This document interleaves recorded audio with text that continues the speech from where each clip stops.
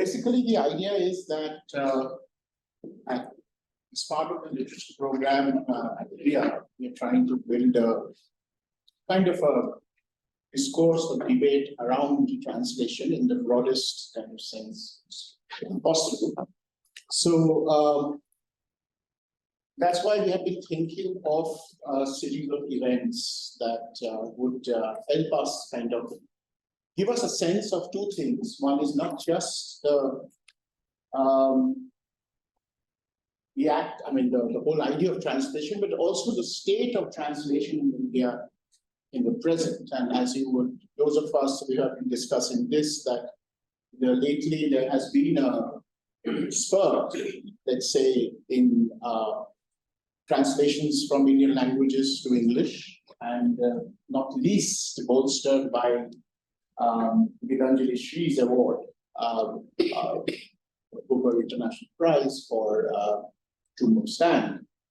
And but the question remains not just translating from Indian language to English, but as we were discussing, between languages inside India. I mean, that is something that lacks, still lacks enough ballast, so to say.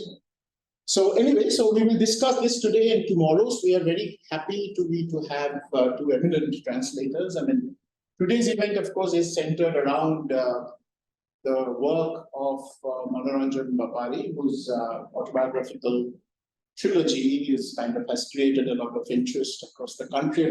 No least thanks again to the translations, which have interestingly kind of come in tandem, the English and the Hindi. The English came a little early than Hindi, so they are part of the way that, so it's three parts, and we'll talk a little bit later about that. But before I introduce the speakers, I want to invite Professor Vishnu Mahatra, and just to kind of start this event today, because without him, this wouldn't have happened. And so, Vishnu, please. Thank you. He's the agent provocateur. He's the agent provocateur, absolutely. Thank you very much. I'm delighted that we are doing it as a collaboration between the Moturi Satyanarayana Center and the Faculty of Literature. I'm very happy that Sanjay is my partner here in this joint collaboration. Joya has been always there, yes. And there have been a lot of talk about translation in the last term, when there's a course that Kishore taught on translation. And Kishore invited me to speak on Walter Benjamin, the task of the translator. And we are very happy that we have that kind of conversation going in this university. For a very long time, I myself as a translator, I have translated from Spanish to Odia, the Neutralised volumes of poetry. I have been arguing Rilke's work, early works on the Book of Hours into Krea as well, which might come out this year. There's a kind of raw deal that translators often get from the larger world. There's an Italian saying that the translator is a traitor. Tradutore. So this, in sense, the betrayal of the meaning is something which I actually don't believe in, because I think there is no way that we can survive this world without translation. And because it's not possible for us to know all the languages and so on, and the finitude of our lives and stuff like that. And whether it is what you lose in translation, what you gain in translation, or translation is a way, as Benjamin would call, aspiring to an universal language that we have lost, or we are aspiring to touch it. Be that as may, but I think the important task of the translation is very important in our context as well. And I'm very happy that Amrita and Ramaswamy, old friends who are also very eminent translators. And we thought that maybe there's a conversation possibly around one writer, and there are two translators translating two languages. So that is the largely the objective of doing this conversation. I don't want to take much time. I want to thank you all for coming to this talk at 6:30, 6:40. It's a long day, so I'm grateful that you're all here. Over to you. Thank you. Thank you. Thank you.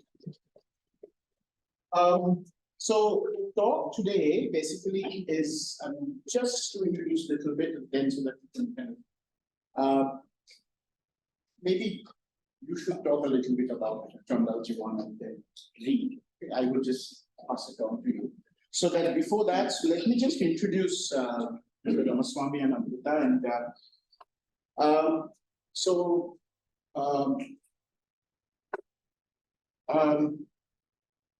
Mr. Ramaswamy, I mean, just a quick anecdote because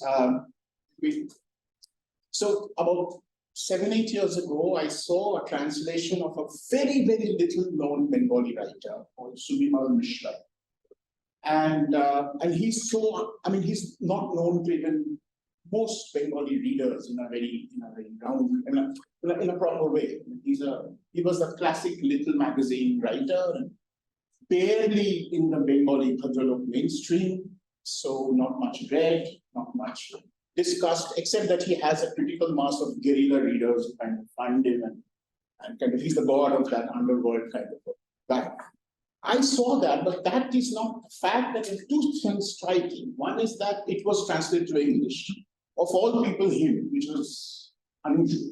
Second, the translator is a Tamil. And I said, well, this is interesting. And as it happens, I mean, I will I mean, after that, I have two very dear friends from the Tamil diaspora in Calcutta, so I'm not so surprised as I was initially that he has taken it up for translation of all people Subimal Mishra. So I saw his name, and of course, since then it has kind of stayed with me that who is this Mr. Ramaswamy, and why did I have to pick up Subimal Mishra of all people? I have never had a chance to ask him because it's the first time I'm meeting him in person, so I'd be too glad to ask him that question, maybe tomorrow because we have another fabling session. And so I'm not surprised at all that he and Manoranjan Bapari found each other, because in some sense, Manoranjan Bapari also has a kind of a life lived away from the art lights of the Bhadralok figures. So I mean the Bhadralok society, so to say. So when I saw that he's translating the two parts of, I mean the whole of the Bengali origin is called Chandal Jibon, the life of a Chandal, which is the Bengali, roughly the Dalit. So, but there are many intersections. So, so I kind of thought, okay, it's par for the course that Mr. Ramaswamy will translate Bapari at some point. So they have translated between them two, and the third one is say, as they say, press, so to say, almost. Yours is WPA. Amrita, I sort of had a chance to meet her today. She has, I mean, she's now based out of Delhi, but she has spent time in much of North India, Calcutta, and elsewhere. And she has been translating between English, Hindi, and Bangla for a fairly long time. And among the most interesting things is what I found out that she has been translating Taslima Nasrin's columns for Hans, the literary magazine, for 12 years, no less. And among other things, she has also translated Dozakhnama, which I think is a truly brilliant novel that has come out of Bengal in the last 10 years, and which has translated into Hindi and English both. It's a conversation from the grave of Mirza Ghalib and Sadat Hasan Manto. It's quite a novel and a very completely from the outside the comfort zone of the usual Bengali letters. So she has translated that, and that kind of that was highly acclaimed and awarded a translation. And then she's now doing Manoranjan Bapari's three-part fiction. Manoranjan Bapari's three-part, and there's some people also. Sorry, one of my friends called him like so. Yeah, Manoranjan Bapari's three-part Chandal Jibon, and that is how it all happened. So when sort of Vishnu said that we should do it, so I kind of jumped in. Yes, this was also a chance to know more about the work, their work, and know more about translation. couldn't have really had a better kind of sort of more eminent people here to kind of get us into this translation studies slowly, as we already have courses Kishore is doing, but of course we want to make it a little more prominent in the university. So yeah, with that, what we will basically do is you can talk a little bit about how you came to Bapari's work, and then it will be lovely to have you read from your Hindi and your English version, and then we can have a little conversation here and then throw it open to the audience. Does it sound okay?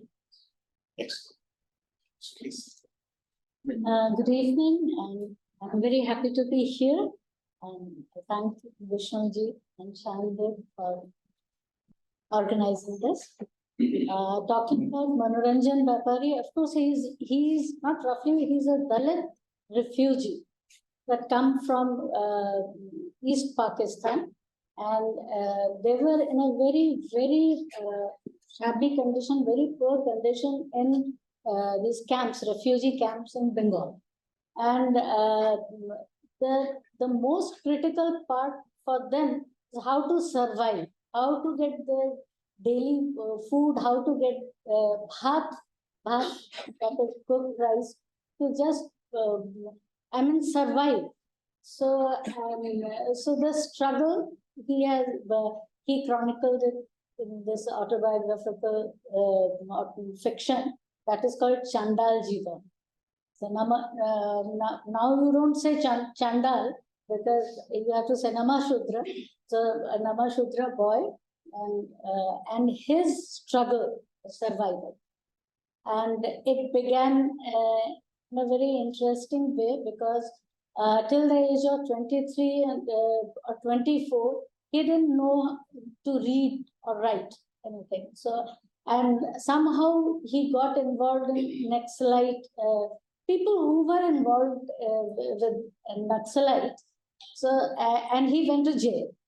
And in the jail, he learned to read and write. That is also a very interesting thing. When he was in jail, so there was Naxalite, I think it was Shankar Yogi or someone.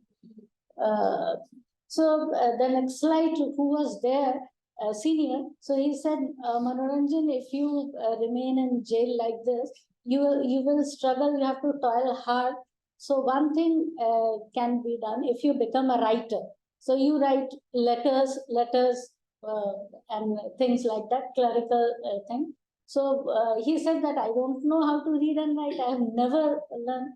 So the comrade, he said that this is, he took a twig and he said, this is your pen, and the floor, this is your slate. Yes.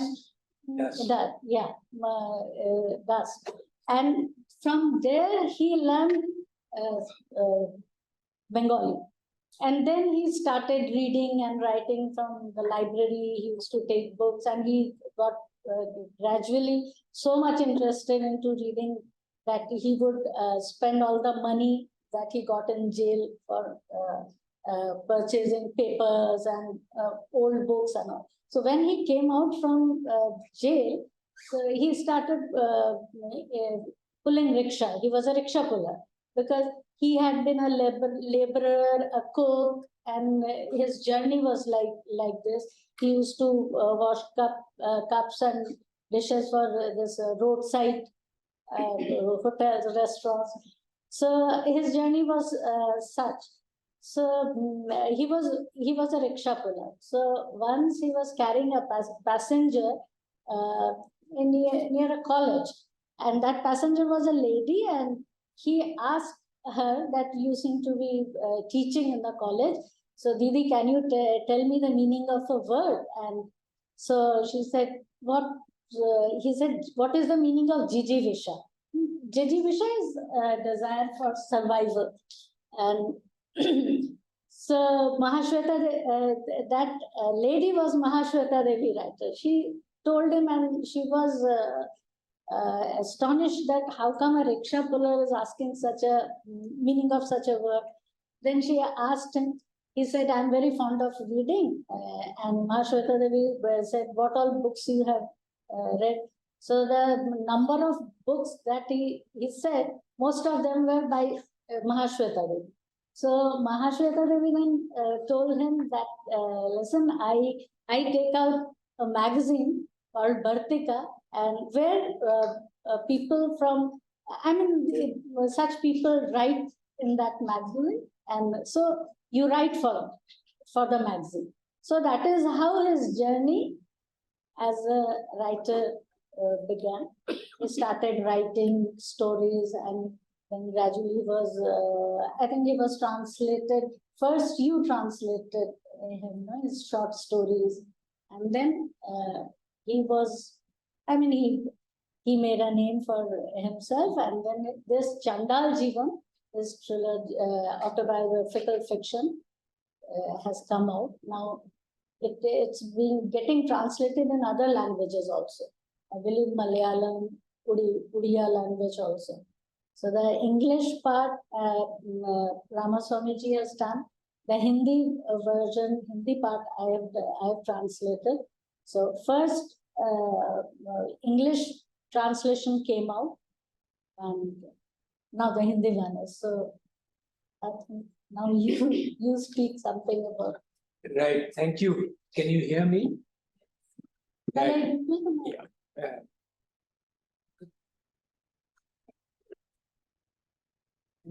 Yeah, sure. Yeah.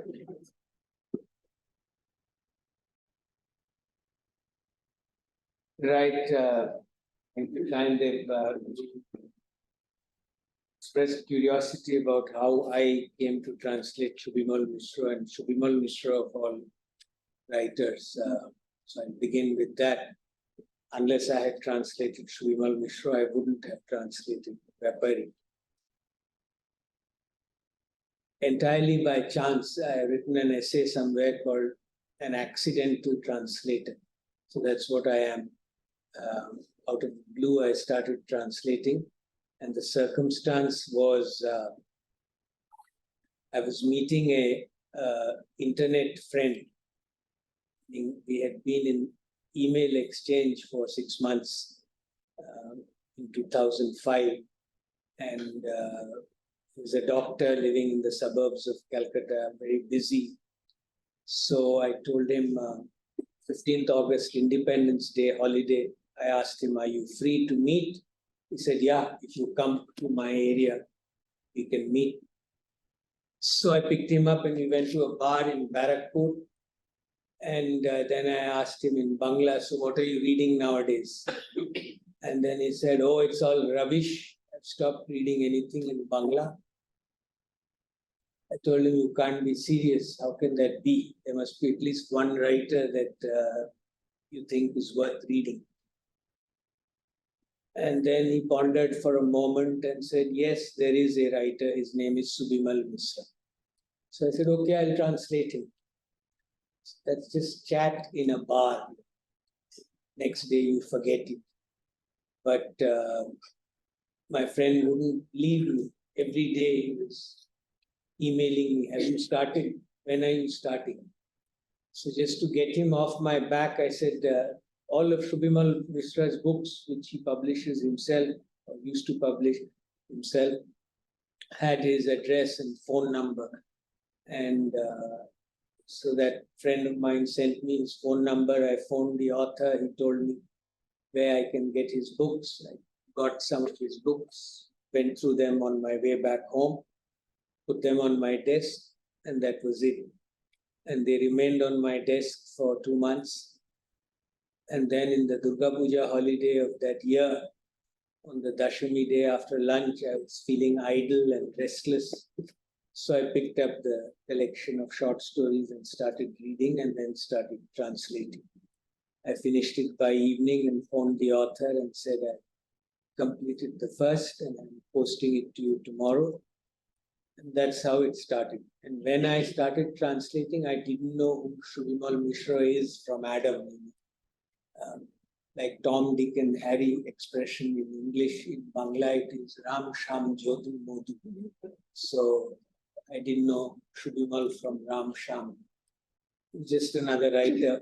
But the moment I started reading, It was unlike anything I had read before. And the same friend of mine, who's a doctor, Mrinal Bose, subsequently told me about the Austrian Nobel Prize winner, Jelinek. Yeah. So he said there is a similarity between these two writers, though their circumstances are so different. So I learned Jelinek's name from him also and read a couple of her books. I was very impressed. In the same way that Jelinek's writing is far out there, it's not palatable to most people. Similarly, Shubhimal Mishra's writing is also not palatable to everybody. And I was a voracious reader from my childhood and then serious literature from the time I was about 20. And reading books in English, mostly they were in English translation. If you read Marquez, it's in translation. You read Gunter Grass, it's in translation, and so on. So the sense of literature that I had was still very, very immature, I now realize. So it was Dr. Mrinal Bose, his prodding and comments and reading Shubhimal Mishra that really opened my eyes to another dimension of literature. It's not just telling nice stories and so on, but literature has another role to play. So it was only after I started translating, then I also learned about Shubhimal Mishra and began reading about him and reading his non-fiction essays and so on. Plus, I inhabited that domain of the little magazine, Bengali little magazine world in Calcutta. Shrindev said, hardly anybody knows the name of Shubhimal Mishra. That is true. He used the term guerrilla reader. I never came across that term before. I noted it down. So there is a band of guerrilla readers to whom you can call it a cult, to whom his name is legend and his name is iconic for them. So for them, he's not just any other writer, he's a writer's writer. And for the rest, nobody has heard his name. Or somebody may have read a little bit of his early writing 40, 50 years ago and so on. So I got deep. I finished one book of short stories and decided to continue and go deeper and plan to do 4 books covering his entire writing career from the late 60s to the year 2012, and to select from his short fiction over this 45-year period and kind of curate it for English readers in 4 books. So I did that. And after finishing the manuscript of the 3rd book, and there were no publishers, it was in limbo. So then I started thinking, what shall I do next? Which author? And then on Facebook, I read about Manoranjan Bapari. Amrita just summarized his life story. So that was there, written there, that Manoranjan Bapari is a Dalit refugee and was in prison and was a rickshaw puller, and then he wrote his autobiography. So I contacted him and asked him whether I can translate his autobiography. It's called Iti Vritte Chandal Jibon, Bangla. In English translation, it is called My Life as a Dalit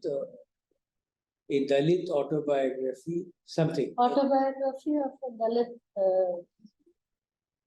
boy or something. Examining the Dalit life. Interrogating Interrogating my Dalit life. An autobiography. An autobiography, yeah. So So he said somebody else is already doing that, Shipra Mukherjee. And then a few months later, when I met him next, he gave me this. Yes. Yeah. This is this novel, Chandal Jibon, was published in 4 parts in a Bengali magazine called Hate Bajari. And so he gave me the text of the first 2 parts. I didn't know there was some more remaining. I thought this is what the novel is. And by the time I approached Bapari, I saw myself as being a translator of voices from the margins. Shubhimal Mishra is a writer who made a decision early in his life to write all his life and to write from the margins. He doesn't want to be inside, he only wants to be outside. He is disavowing belonging to the inside. He's choosing to dwell on the outside. So though he wrote for 45 years, he didn't publish a single word in any commercial newspaper, magazine, any commercial publisher, nothing. So he only wrote in little magazines, and then he compiled the stories and published it as a book himself, and then carried it to the printer, sat with the typesetter and composed the pages, carried the print to the binder, picked it up from the binder and rented a warehouse and stored it there, and then carried it to the Calcutta Book Fair in the little magazine pavilion, where people would come from far-flung places only to meet him and get his books. So, and he sustained that practice. And so, in form, in content, and the cerebral aspects of his writing and so on, I mean, one can go on talking about his writing. But anyway, I mentioned Mishra only as a bridge to talking about Bapari. So I saw Bapari as a classic writer, or his voice is from the margins. And so I was very keen to translate. After he gave me this, I then took his consent to apply for a fellowship, which was Literature Across Frontiers, Charles Wallace new fellowship they started in 2016 in creative writing and translation. So I proposed to translate Chandal Jibon and to write a long essay about translating Shubhimal Mishra. So I was selected, and 3 months I was in Wales, working 6 days a week, all day, doing just translation. I had been abroad and in Britain many times, so there was no allure to do anything other than translation. And once I returned to India, I wouldn't get such a productive time to translate. So in 3 months, I translated 170,000 words. And I estimated that this manuscript was about 220,000 words. So that remaining 50,000 words took me another 8 months back in Kolkata. Because you can't just dive into translation. You know, life goes on around you. And I run my family's small manufacturing business. So that responsibility is also there. So when I started translating, you know, when I was 20 years old, I read the novel The Tin Drum by Gunter Grass. It's an outstanding, magnificent work. So for me, it was just another storybook. When I started reading it. And then there's a moment when you do a double take, and it struck me, so this is what they call literature. It's not storybook. It's not Harold Robbins. I don't know if anybody reads Harold Robbins now. We grew up with me. And that's how we got the reading habit, by reading James Hadley Chase and Harold Robbins. So it's literature, it's not Harold Robbins.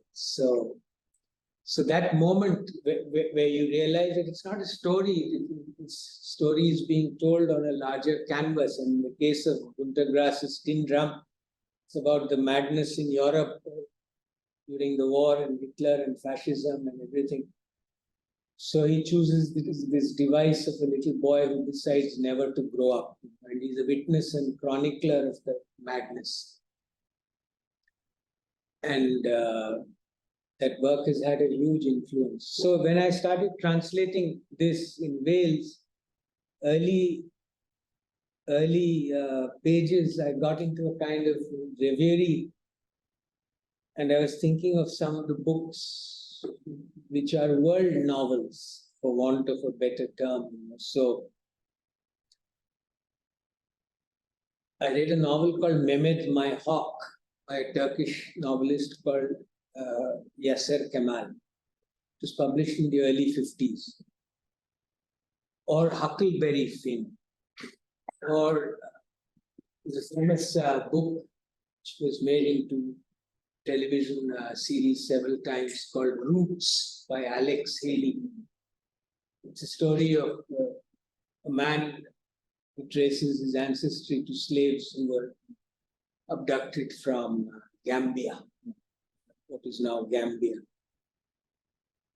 So that whole story. Or Grapes of Wrath. I visited Brazil in 2014 and my Brazilian friend who's a writer gave me an English translation of a great Brazilian writer called Graciliano Ramos. So his work, I think it's called Barren Lives. These are all great works. They're all great works of art. And when a reader reads works like that, he has that double take, a literary moment. Oh, so this is literature. So I visualize the reader of my translation also having that kind of moment and seeing this story for the epic that it is. It's a story of India, it's a story of caste. The story of caste is the story of India, the story of India is the story of caste. Indira is India and India is Indira. India is caste and caste is India. So nothing defines India more than caste. So it's a tale of caste. It's a tale of India, plus so many other tales. So I could see this as being a potential world novel. So I was really fired up, ambitious in that sense to achieve that output.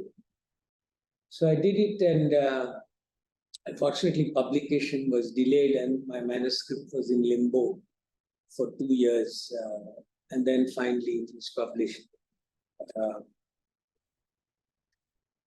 Coming back to Shubhimal Mishra, I was supposed to write a long essay also about Mishra in Wales, but I didn't do that. I planned to, I made notes and so on, but I couldn't do that because I just wanted to finish this, do all the translation labor as possible in Wales. And when I was translating this, I thought it's comparable to someone visiting me in Kolkata and saying, okay, I'm taking a flight to Delhi, you start walking tomorrow morning, I'll meet you there. So you just go on and on walking from Kolkata to Delhi, and it takes you God knows how long. Or just start digging, and when you reach the other end of the planet, then let me know. So it's an endless task. So I was a translator, I had done a fair amount of translation, but I think the real test of a translator is to do a long novel. So it challenges you. So I'm grateful for that opportunity. I completed that Shubhimal essay subsequently in 2017. I wrote one part and again in 2018. And then that was published in a Bengali journal called Alochona Chakra, which means discussion circle.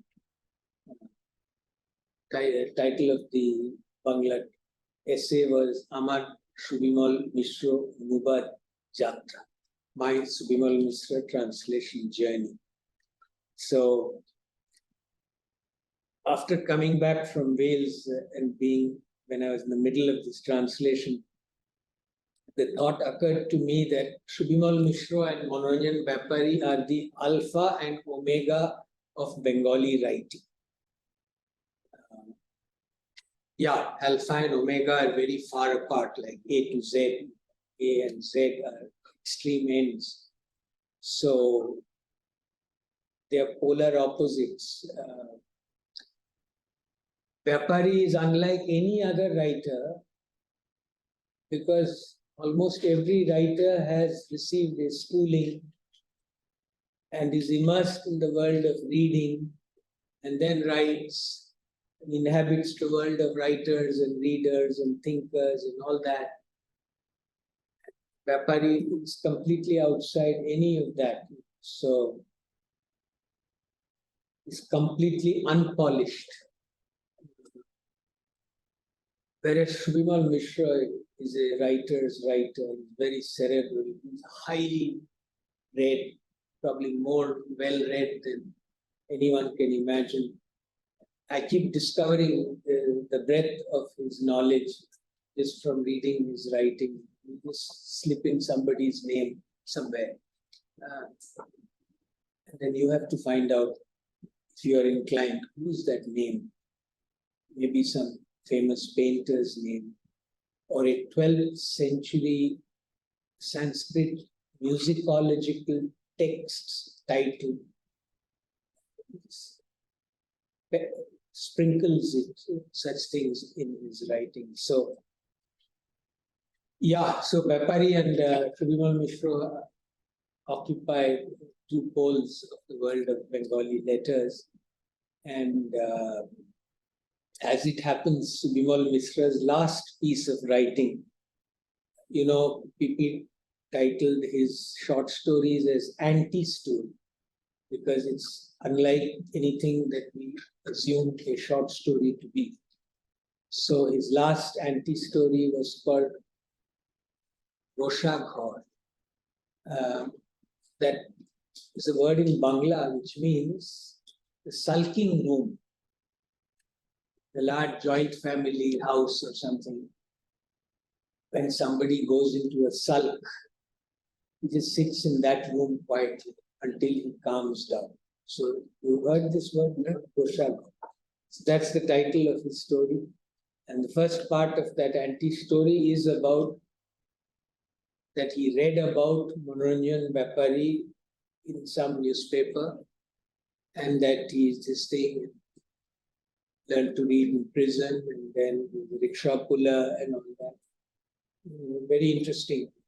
So I thought that piece of his was like passing on the baton to me from Mishra to Bapari. Yeah, so Chandal Jibon. So Chandal Jibon means life of a Chandal, life of a Dalit, life of a Namashudra. The term Chandal was banned by law, and in the census investigators were instructed and compelled not to use the word Chandal, but to use the word Namashudra, and so on. So, but the protagonist's name, the author's counterpart, alter ego, is Jibon, which means life, Jivan. So Chandal Jibon also means Jibon the Chandal. Jibon the Chandal boy. It's a three-part autobiographical novel. The two parts are out in English and Hindi. The third part of the English translation is in press now. It will come out in 3 months' time. So let's read some bits from this. English and Hindi, right? Bengali, because Okay. Yeah. I think it's best to read the English and the Hindi. Most people will understand that. It's no point. Bangla and Hindi as well. Bangla also. Very small excerpt in Yeah, why not?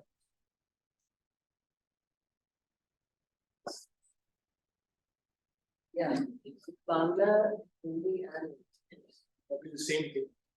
No, we formed a strategy what to read, you know. So, wrong.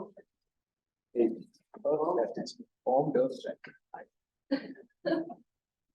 How much should I read? This one. I think just one quick is the first volume was called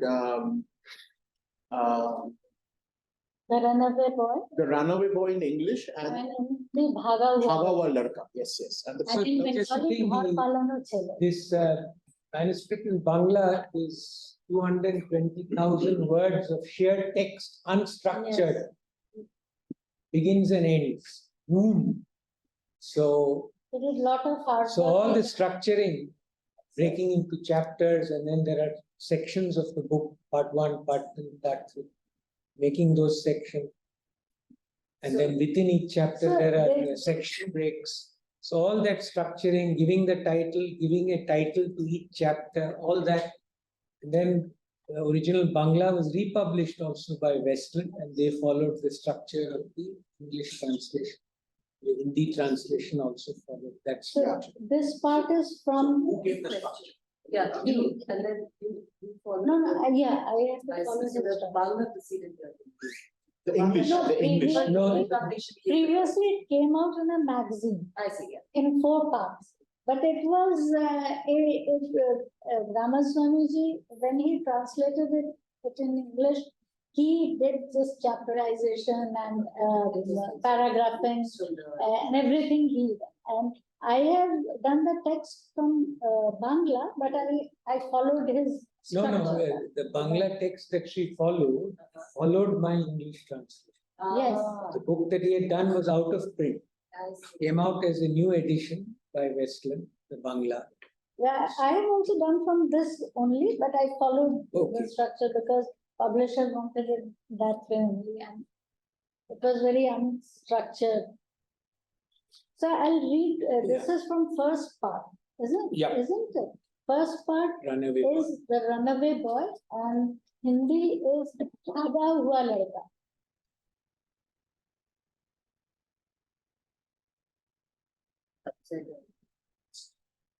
I think you have to also. What's wrong? We ordered it. No, it's okay. So Bangla paragraph I'm reading. পৃথিবীর কাছে জীবনের আর কোনো আশা নেই, দাবি নেই, শুধু দুবেলা দুমুঠো অন্ন, এক টুকরো মোটা কাপড়, মাথার উপর একটু ছাউনি, সেটুকুই যে পৃথিবীর কাছে অনেক বড় দাম। কিছুতেই সে মুঠি আলগা করতে রাজি নয়। বাবা বলতো ক্ষুধা দিয়েছেন যিনি, আহার যোগাবেন তিনি। इसने भूख दिया वही भूख मिटाएगा। We'll be reading that later. কাঠের মধ্যে ঘুম পোকা থাকে, ঈশ্বর তাকেও অভুক্ত রাখেন না। তাকে বলেছিল তার বাবা। তোতা রতনের মতো গরিব দাস দুঃখ কষ্ট অভাব আনাটনের সাগরে হাবুডুবু খেতে খেতে দিন কাটাচ্ছিল। ওষুধে পেটের ব্যথার কাটা ছাগলের মতো ছটফট করতে করতে অনাহারে মরে যাওয়া শিশু কন্যার মৃতদেহের সামনে বসে চোখের জল ফেলতে ফেলতে নিবস্ত্র স্ত্রীর লজ্জা নিবারণের জন্য একখণ্ড ন্যাকড়া জোগাড় করবার অক্ষমতায় হাহুতাশ করতে করতে কোন বিশ্বাসে নিজের ছেলের কাছে এসব বলেছিল, তা এক জব্বর ধাঁধা, যে ধাঁধার অর্থ আজও জানে না। কোথা সেই মঙ্গলময়ের মঙ্গল বাসন কিছুতেই বুকে উঠতে পারে না। সে কোনোদিন কারো কাছে বলতে পারবে না, ঈশ্বর যা করেন মঙ্গলের জন্যই করে থাকেন। Then you Another mic in case you.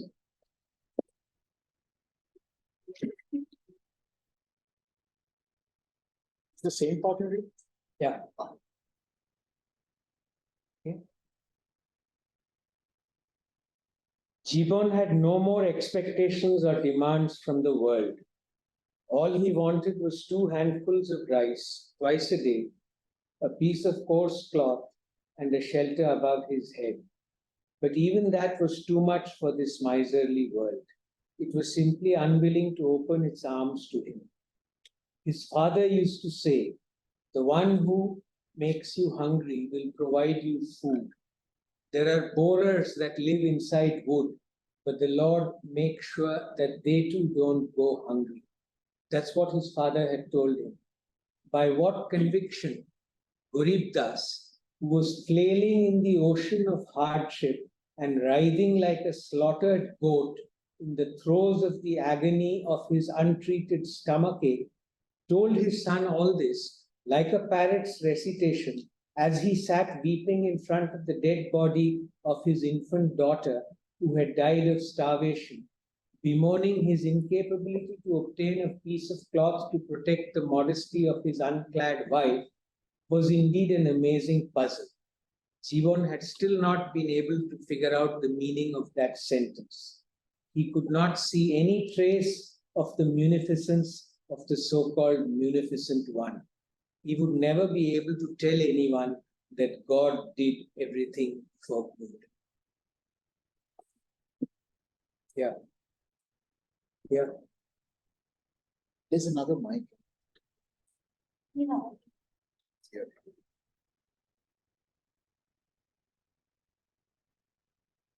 Hello? Hello? Yeah. Working.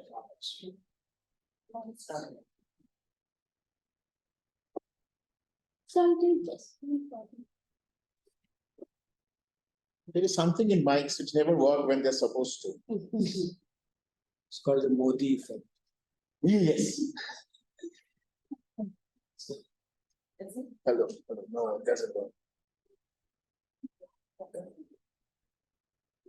Yeah. So then Hindi translation is, जीवन को दुनिया से कोई अपेक्षा नहीं थी, वह बस 2 वक्त 2 मुट्ठी भात, एक मोटे कपड़े का टुकड़ा और सिर पर छप्पर चाहता था, लेकिन वो भी इस कंजूस दुनिया के लिए देना बहुत बड़ा दान था। वह किसी तरह भी अपनी मुट्ठी ढीली नहीं करना चाहती।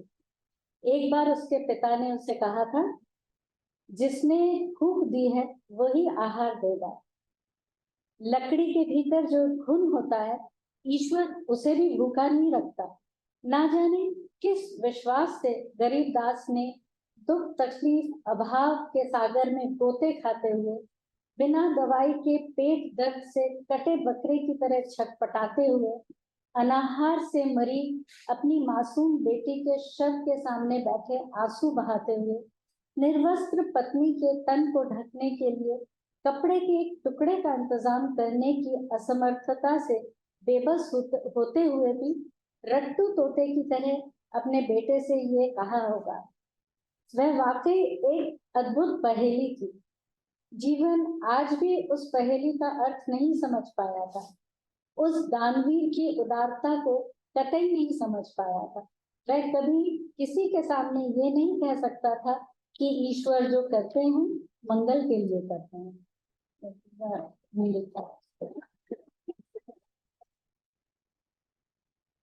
Right. Right. I'll read a section of a chapter, and Amrita will read the subsequent part to conclude the chapter. So, English and Hindi. so I was traveling by train from Aberystwyth in Wales to London. There was a translation day event which we were being invited for. So I had taken along this manuscript to read on the train ahead of what I had already translated by then. So I read this chapter, and I was on a train, and the movement of the train, and this is about the movement of a lorry. So It's really stuck in my mind. I thought very dramatic. A Bedford lorry sped along the road. It had begun its journey at the crack of dawn when the sky was still grey, and it had not stopped since then.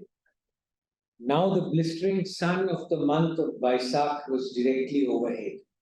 It wasn't simply heat, but some merciless rage that was streaming down from the sun, which would be quenched only after it had burned the whole universe into ashes. Beneath the inflated rubber tires of the lorry was a bumpy, cratered road of rubble and stones. The rundown vehicle bounced up and down violently as it sped along the road. The owner of the lorry was a Punjabi, a former military contractor. During the Second World War, he had been contracted to supply food and meat to the army. He had roamed various parts of rural Bengal to buy mutton on the cheap and deliver it to army barracks in the same lorry. Now, just like those military goats, a band of people and their household effects, mattresses and mats, were all stuffed in the lorry. Sitting atop the pile of belongings, like inexperienced travelers on camelback, the people swayed, trembled, and wept. Terrified that they might be thrown off the moving vehicle, each one was supplicating his or her respective deity. None of them knew when this journey would end, or where, or how far they would be taken before they got down. They had heard that they were going to a camp, but what that meant and where it was, they did not know. The dry road of the Rad region of Bengal was red like scorched earth. The lorry raced along the road like a crazed horse. The road was carpeted in fine dust because many lorries had plied along the road before this, just as the driver of this lorry had many times. A cyclone-like cloud of red dust enveloped the lorry, as if keeping pace with the roaring, speeding vehicle. The hot dust flying in the furious sun's heat covered the eyes and faces of the travelers. Their bodies too became red. They did not like that at all. It was as if, despite their unwillingness, somebody had forcibly pushed them into an untimely holy play, in which people throw color on unwilling folk simply to provoke them and then watch the fun. There was dense forest on both sides of the road, and in the scorching heat of the noon sun, the tall trees stood silently on their single legs. The fire of the torrid Vaishakh sun snapped at the leaves on their branches, seeming to endanger the very life of the trees. After a long time, after journeying a great distance, and after the yearning for human contact in the people's distraught eyes had turned to naught, the lorry and its travelers came upon an Adivasi village. The village had about 20 or 25 houses made of thick earthen walls, which had been built with much toil by laboring folk and covered by thatch laid on bamboo rafters. The people who lived there belonged to the Santal tribe. Hearing the sound of the lorry, the Santal men, women, and children emerged from their houses and looked incredulously at the people atop the vehicle. Who were these muddy, exhausted, dejected people? Why were all these people being taken along this road every now and then? Where were they from? They were the dispossessed, refugees. This was their identity now, an identity that was soaked in disaffection, neglect, and humiliation. Just a few days ago, they too had homestays, shelters, however modest, to survive through winter, summer, and the rains. Now they had nothing. They were paying the price of India's independence, something incomprehensible to the common people. A part of Bengal had been cut away and discarded. Excuse me. And in that cut-off part, All their rights as citizens had been buried alive. Their identities, their homes, and their human dignity too. They were now parasite. They were refugees begging India for shelter. That was where they were being taken now, to a shelter that was called a camp. Seeing the fields, forests, and wild-looking semi-naked folk all around them, people sitting atop the lorry were extremely unnerved. They were already frightened to start with. Now they became terrified. Who were these people? Their bodily appearance, color, and garb were not at all like that of Bengalis. Where have they brought us? Their confounded eyes searched for familiar people, familiar soil, and the beloved waters to which they were eternally habituated. The river on which boatmen unfurled their sails and burst out singing Bhatiyali songs to their heart's content. The water from which countless silver-colored fish were to be had. Where, oh where was that empire of water? Water, another name for which was life itself. Where was that life? No, for as far as the eye could see, there was no sign of any water.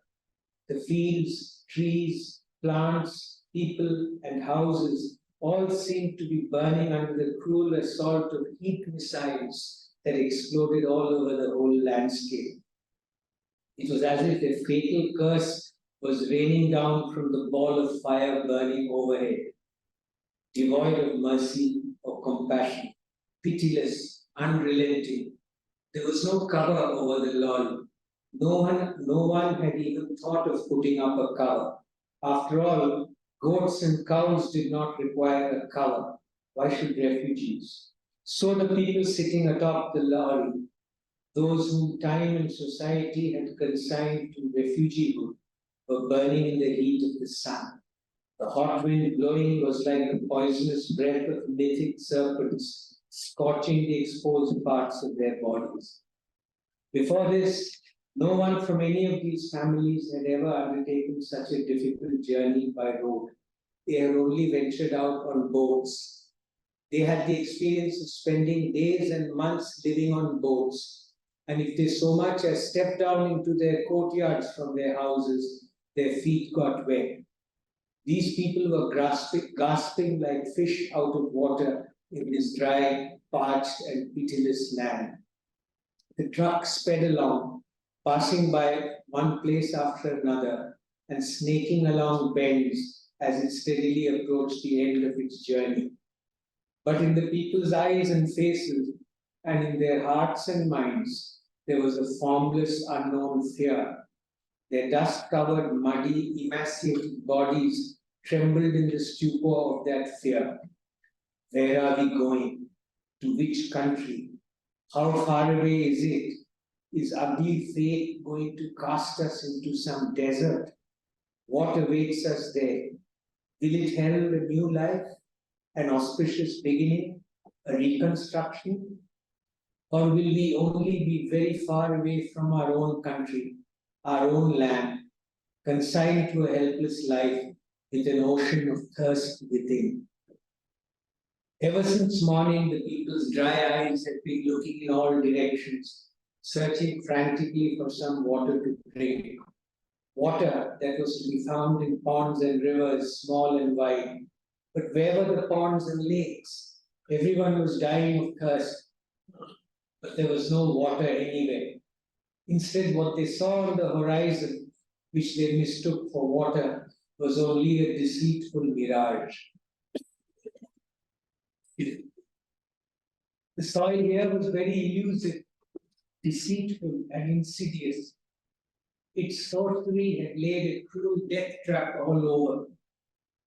Under harsh sunlight, when the atom-sized light particles hit the horizon, then, as if in a frenzy, the soil began casting a deadly, mysterious spell. Hatched under the hot sun, the dancing light of the sand particles, which were hidden in the earth's body, created an illusionary wave of water. When a thirst-crazed soul spotted such waves, which appeared to be flooding an illusory shore, he kept running in that direction like a lunatic in the hope of reaching water. But he never reached. As he kept advancing, thirstier than ever, the dancing water of the mirage too kept retreating. Finally, as the poor soul ran and ran in acute thirst, he lost his very life. These travelers were the simple rural folk of East Bengal who had lived until today with rivers and canals surrounding them. They did not know about the tricks played by the earth, and so with an ocean of thirst in their parched throats, they danced and they gazed at the dancing waves of the mirage. There's a river as wide as the Padda and Meghna. Wait just a little longer. After that, their thirst would be quenched. After immersing and bathing in and drinking the water, their minds and bodies would cool down.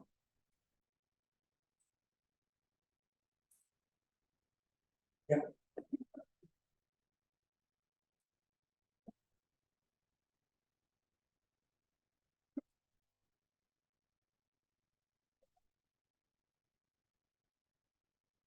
Next part है, किसी तरह बिस्तर और कोठलियों के ऊपर जगह बना कलाकांदी गांव के सुबल सुतार की बीबी तुलसी को बैठाया गया था। उसके पेट में 7 महीने का बच्चा था। सुबह से ही उसे थोड़ा थोड़ा दर्द हो रहा था। असल में गांव से रवाना होकर बॉर्डर पार कर बनगांव और फिर वहां से राना घाट, उसके बाद ना जाने कहां रास्ते में नाते रिश्तेदार पड़ोसी सब कहां खो गए। उनमें से किसी को दोष नहीं दिया जा सकता। लोग बड़े खुदगर्ज हो गए थे। इस मुश्किल मुसीबत के समय में सब अपनी और अपने परिवार तथा बच्चों की जान की परवाह कर रहे थे। सबसे पहले वे खुद को सुरक्षित जगह पर ले जाने की जल्दी में थे। इस वक्त कौन किसको देखता। अब बचे कुचे दो चार गांव के लोग और रिश्तेदार रह गए थे। वे सब इस ट्रक में जा रहे थे। इनका संग छूट जाने के बाद कहां किसके साथ आश्रय मिले कोई नहीं जानता था। दूसरे के साथ भाषा, भावना, स्वभाव, संस्कार का मेल ना हुआ तो क्या होगा। राना घाट में सुबल और उसके सामान के साथ 5-7 परिवार और जो चिटगांव के रहने वाले थे इंतजार कर रहे थे। पूरा दिन सुबल को उनकी भाषा का एक शब्द भी समझ में नहीं आया था। वह इनके साथ कैसे रह पाएगा। किसी दुख या तकलीफ के समय कैसे बुलाएगा उन्हें। वह अपने मन की भावनाएं, आनंद या वेदना कैसे बांटेगा। इसलिए वह इस ट्रक में आ गया। सुबल ने किसी भी बात के लिए किसी को दोषी नहीं ठहराया। सारा दोष 4 अंगुल माथे का था। नहीं तो टिन की छत वाला महलनुमा घर, 2.5 बीघा धान का खेत, 12 हाथ की नाव, 20 हाथ का मछली पकड़ने का जाल, 1 दर्जन नारियल सुपारी के पेड़, सब छोड़ के रात के अंधेरे में चोरों की तरह देश छोड़कर क्यों भागना पड़ता। सदा शांत रहने वाले कलाकांदी गांव के उत्तर दिशा के आकाश को लाल कर धू आग जल उठी थी और गगनभेदी अल्लाह अकबर के नारे ने सबके साहस की नींव हिला दी थी। लग रहा था शांत गांव अब शांत नहीं रहेगा। रात में ही वो आग पूरे गांव को ग्रास कर देगी। इसलिए तुलसी का हाथ पकड़ सुबल निकल पड़ा था खेत की पगडंडी पर। सड़क पर पहुंचकर उसे पता चला वह अकेला नहीं था। उसके जैसे बहुत से लोग भाग रहे थे अपनी पुश्तैनी घरों को छोड़कर। I'll skip some part because it's quite long. Then there in the truck. Why should you skip? Carry on. Don't skip. Should I not? The devil is in the details. सुबह के गांव में पलायन की ये योजना 3-4 महीने पहले से ही शुरू हो गई थी। 6-7 सालों से मन का अटूट विश्वास कि ये उनकी मातृभूमि है अचानक ही टूट गया है। जिनमें दूरदर्शिता थी उन्होंने चुपचाप अपनी जमीन जायदाद बेच दी और चिड़िया को भी भनक पड़ने से पहले बॉर्डर को पार कर भारत पहुंच गए। बस वही लोग रह गए जो सुबल की तरह दूरदर्शी नहीं थे और भावनात्मक रूप से अपनी मिट्टी से जुड़े हुए थे। सुबल के मन में न जाने क्यों एक गहरा विश्वास था कि चारों तरफ जो अराजकता फैली है वह कुछ दिनों में थम जाएगी, विवाद विरोध खत्म होकर सब फिर से ठीक हो जाएगा। मुसलमानों ने अपने लिए एक देश मांगा था, वो उन्हें मिल गया, फिर वे क्यों मारकाट करेंगे? मोइनुद्दीन शेख ने उसे भरोसा दिलाया था। डरते क्यों हो? हिंदू मुस्लिम का आपस में कितनी बार कितनी जगहों पर झगड़ा हुआ। क्या हमारे अंचल में कभी हमारे अंचल से कभी किसी को जाना पड़ा है? अपना घर बार छोड़कर पराये देश क्यों जाओगे? बेखौफ रहो, हम नहीं है क्या? मैं देखता हूँ किसकी हिम्मत है कि तुमसे कुछ कहे। मोइनुद्दीन शेख इस इलाके के प्रभावशाली व्यक्ति थे। सब उन्हें जानते थे, उन्हें मानते थे। वह सुबह सुतार को बहुत चाहते थे।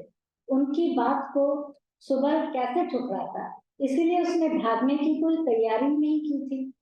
उन्हीं मोइनुद्दीन ने आखिर में शाम के झुटपुटे में शर्मिंदगी भरे लहजे में कहा, सुबह तुम्हें भरोसा दिया था, अब देख रहा हूँ मेरी बात का कानी कौड़ी भी दाम नहीं, कोई सुनने को तैयार नहीं। कल सदर में कुछ नेता आए थे, उन्होंने मियाओं के मोटी बुद्धि बेटों को भड़का दिया और कहा इस देश में जो कुछ है सब पर मियाओं का हक होगा। भगाओ इन सालों को, हड़प लो उनकी जमीन जायदाद, कानून और पुलिस तुम्हारे साथ। इसलिए तो अब सब नाच रहे हैं, कब क्या हो जाए कुछ नहीं कहा जा सकता।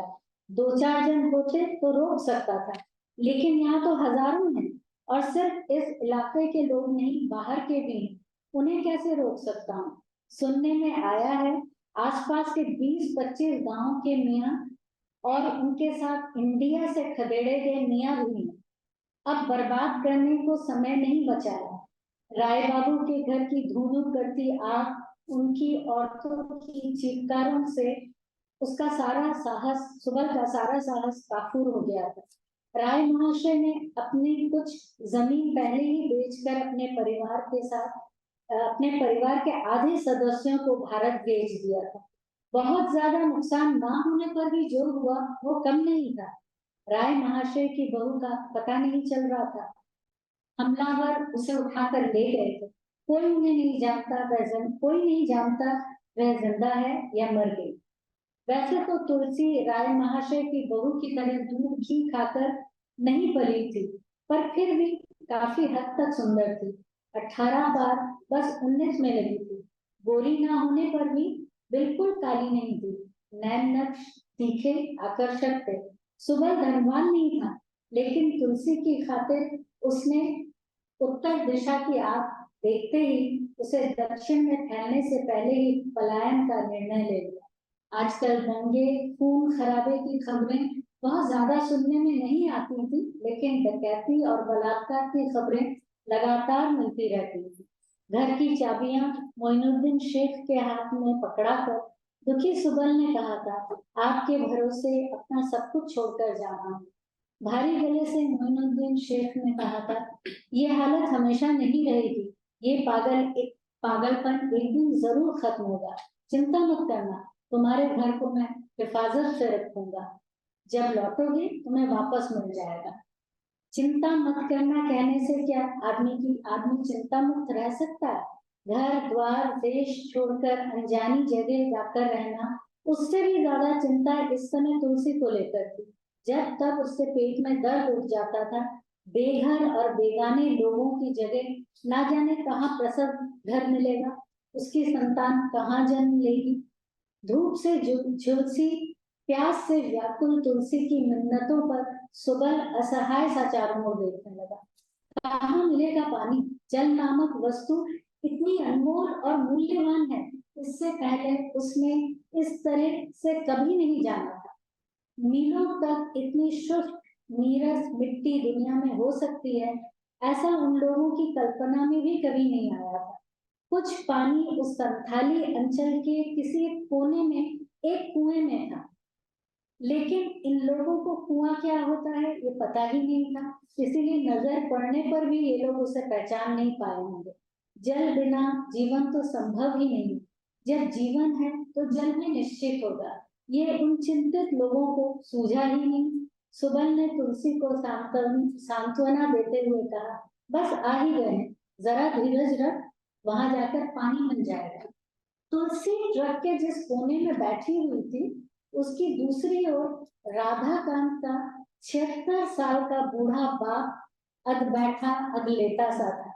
अभी उस दिन ही तो वह बूढ़ा अपने तन और मन की अटूट शक्ति के साथ जमीन पर लाठी ठकठकाता पूरे पड़ोस में घूम रहा था। कौन कैसा है, कौन सुख में है, कौन दुखी है, किसकी तबीयत खराब है, किसके खेत में कैसी फसल हुई है, सब खोज खबर ले रहा था। कहने लायक कोई बीमारी नहीं थी बूढ़े को, लेकिन वह अब देश त्याग जनित मानसिक व्याधि से टूटा हुआ था। अब उसके पास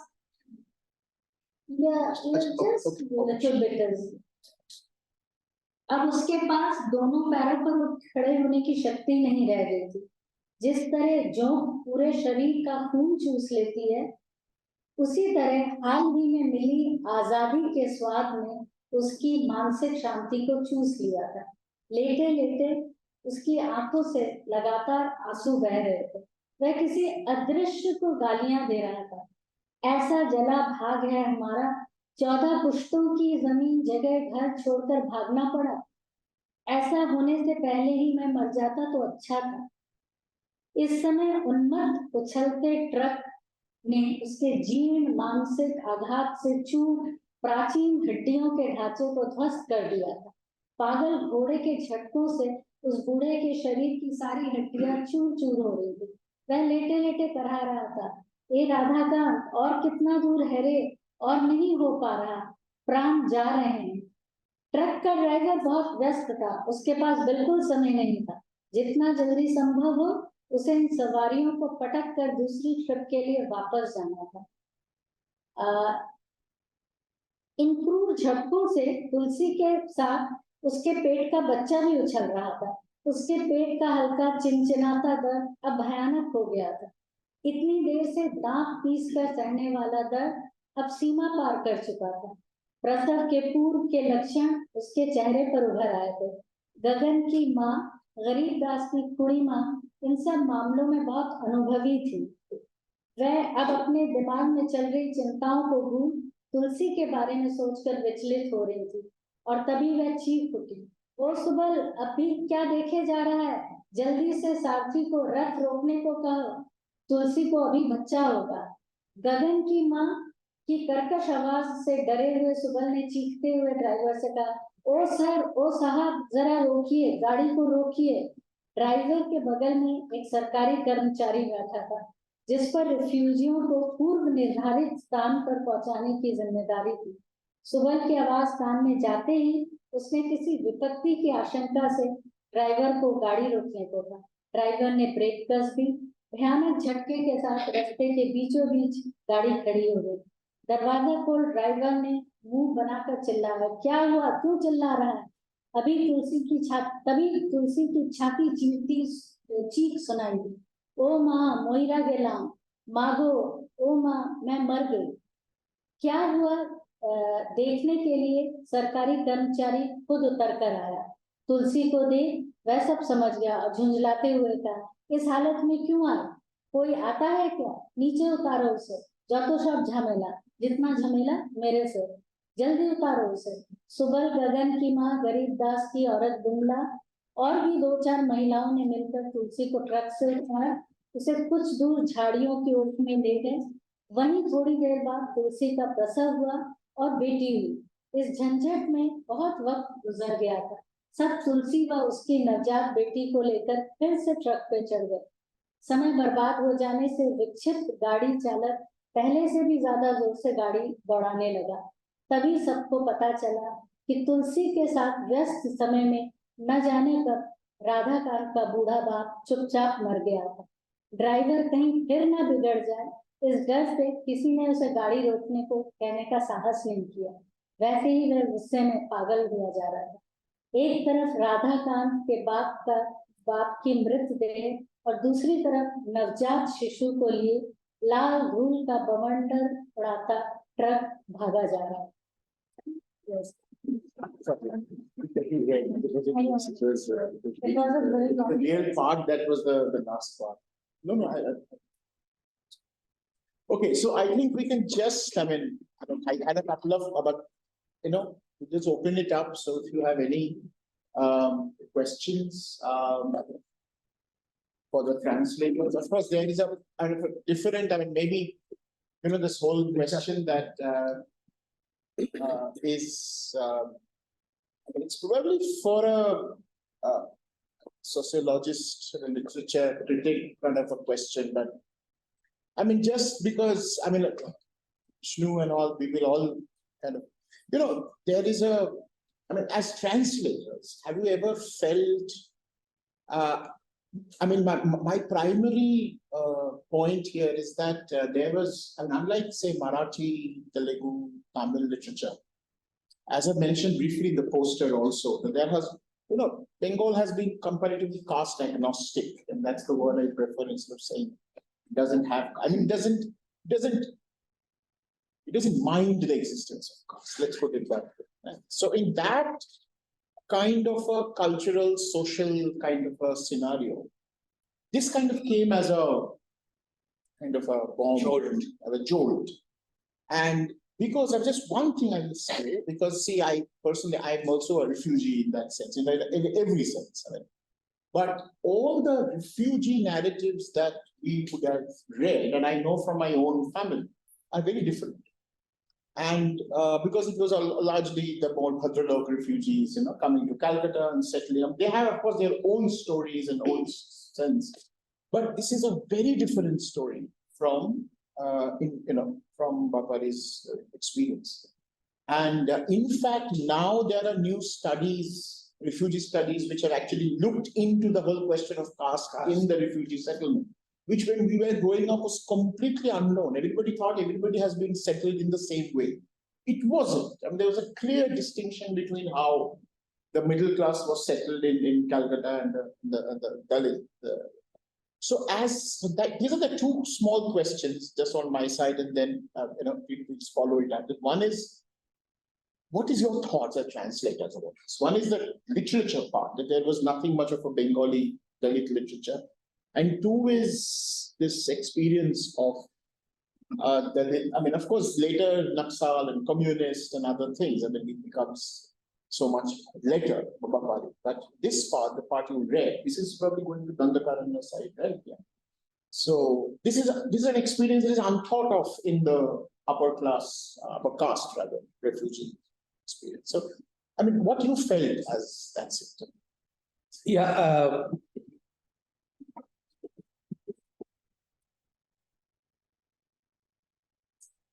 It's not working. I can also hold it. Yeah, okay. Yes. Actually, a few months before I started translating this, I did a study. Thorough. Sorry, whatever. A few months before I translated Bapari, I did a study in Tamil Nadu. It was supposed to be on urban sanitation, and so an old activist friend of mine, we were fellow activists in the 1980s. So he and I did this study across the region of Tamil Nadu, and we made the focus of our investigation the question: why does manual scavenging exist in Tamil Nadu today? So we wanted to give a substantive answer to that question, which covered everything and explained it. So our activist background led us to thinking in that way, and we pursued that query, and we came up with what we thought was the answer. So I'm a Brahmin by birth. So one couldn't be further away from Bapari in every sense. So I guess that investigation that I did, where sitting in Dalit households, manual scavenger households, or households where manual scavengers had died while doing that dirty deed. In Tamil, the word for a manual scavenger or sweeper is toti. Toti is also a caste in Tamil Nadu. And when that word toti is uttered by a Brahmin, it is not just a word, it is like a curse word. There is so much of despise contained within the very utterance of that word. So it was a kind of it was baptismal for me, that study. So I did Bapari translation just following that. So I was on a mission to expose the true story of Dalit refugees and the whole scandal of caste-based resettlement that happened in West Bengal. So the trilogy can also be seen as a severe critique of refugee policy in West Bengal from a casteist lens. Absolutely.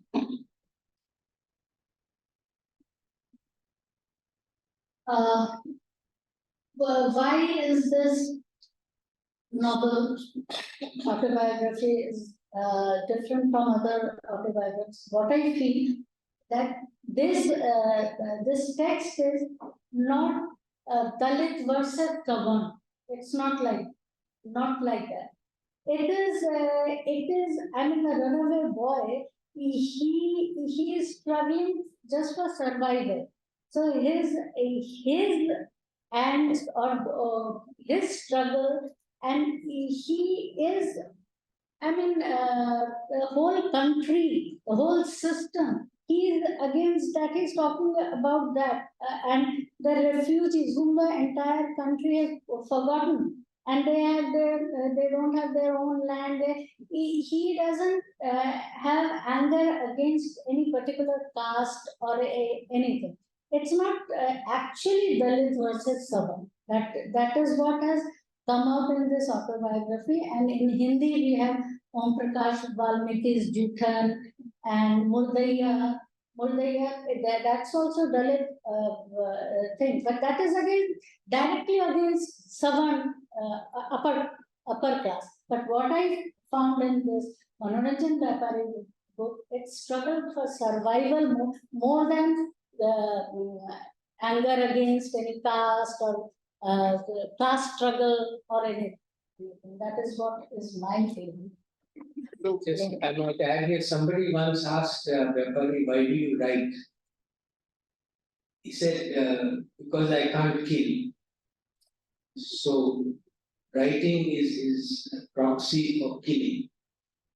So he writes to commit murder, so to speak, murdering a certain section of society. Like he is always, whenever he is in some program, he says jail is a better place because there you get food. His prime concern was getting food. So jail is a better place because you have a roof on top of your head. You have at least 2 meals, and you are secure for it. So when this thing comes up, so I feel he was too much worried about his survival rather than posing questions against upper caste or something. Food, the value of hunger and food and starving and going for days without food. So he's experienced that. I met him 3 months ago after a long gap of several years, and I was just chatting with him. And then he told me that sometimes when he has dinner early and goes to bed early, he wakes up around dawn hungry. And then it takes him a little while to get his bearings, and he thinks he's back in his life of starvation, like muscle memory of starvation. I told him I also have a comparable story. I keep dreaming that I failed in physics in higher secondary and I'm returning to the school a year later to take the next back. So that shows the difference between the nightmares of Brahmin and Joya and Vishnu both had a question. Yeah, quick response to Charlene's question also. I'm wondering whether the translation translating Bapari actually has to make sense not only in thinking about what's happening in Bengali literature, but that the category of Dalit literature is also getting constituted in Hindi, in Tamil, in English, and that sort of sends back one looking for figures in regional literatures. So it's almost as if the category of Dalit literature in Bangla, in your experience, does it get sort of constituted because it's a multilingual field, and other languages like Marathi have sort of laid the ground. Yes. And as a result, one starts sort of looking for figures like that. So do you think that's also a way to think about the translation project? Is that sometimes we think only in one language, whereas what's happening is that there is this dialogue happening between regional languages. And sometimes that's what's also determining new canonization in a language. And the second one also, there's a distinction in the way you were translating. Hindi mein, you were still keeping some code switching. You would like Bangla, some phrases you would. That's in English also. It's also there. Yeah. Okay, so I didn't see that. So I was wondering if there was some. Because that part contained that. Dialect. Yeah. So I guess my question, why do you retain segments of that? What determines that? Yeah. Although I translate, I admit complete defeat when it comes to translating dialect. I don't think that's possible. So I had a eureka moment, which was that I would simply romanize it and reproduce it and then translate it beside that. So because it's a non-standard Bangla, so even the Bengali speaking leader of the English translation will see that it is non-standard Bangla, it is East Bengali Bangla. And he may not be familiar with that. Or that's his grandmother's language. Or his grandmother may have spoken that language. So that was the objective. But what you asked earlier about other languages, Marathi and so on, yes, very much. I saw voices from Bengal joining that movement. Or by translating, I was putting Bangla voices into the Dalit literature movement that is there. But in Bengal, like one of the Bengali writers, he said, why you always mention Dalit writer? Why not just writer? Why writer has to be, it has to be mentioned that it's Dalit. So this thing is there now, that Bengali Dalit writing is now inclusive, very much inclusive. But in Bengal, I don't think that Dalit thing is that much pronounced thing. So they asked me that why cannot we just Manoranjan Bapari writer? Why Dalit? So could you say a little bit about the reception in Hindi then? Like when you translate. Right. You say that it's not a novel that lends itself too much to Dalit Savarna. But what was the reception in Hindi? Like how did people pick it up? How did they see it? I mean, this book has been appreciated like anything, and especially the Dalit writers. Distinction. Because in Hindi, it is very, very specific thing. This is Dalit writing. This is Stri Vimarsh. Everything is very much there. But in Bengali literature, this segregation is not done. But in Hindi, it is very much. So they have taken it like anything. And Dalit literature, they find now the Bengali voice in it, so they're very happy about it, and the book has been received very nicely. It has been appreciated, and so is Manoranjan Bapari. Okay, any other questions? Yeah, Vishnu. I have only two comments, which is this. One, because I was reminded when Ramaswamy told about he was trying to kill writing. But then Meena Alexander, poet, she has a poem getting reading together. Who? Last line, Meena Alexander. The last line of the poem, and the poem is called Poetry of History. The last line of the poem, which says that I write poetry because I don't want to be killed by history. Something very interesting. I write poetry because I don't want to be killed by history. Interesting kind of. The other thing I want to say is that Arjun Bengali, the first fragments translated in English from Marathi called Voice of Bread came out in the early 90s. I distinctly remember that when I was teaching in JU, I took that translated autobiographies and used it in my class as particularly to social science students, those who were habituated with using third-person narratives. The first-person narrative was quite simple.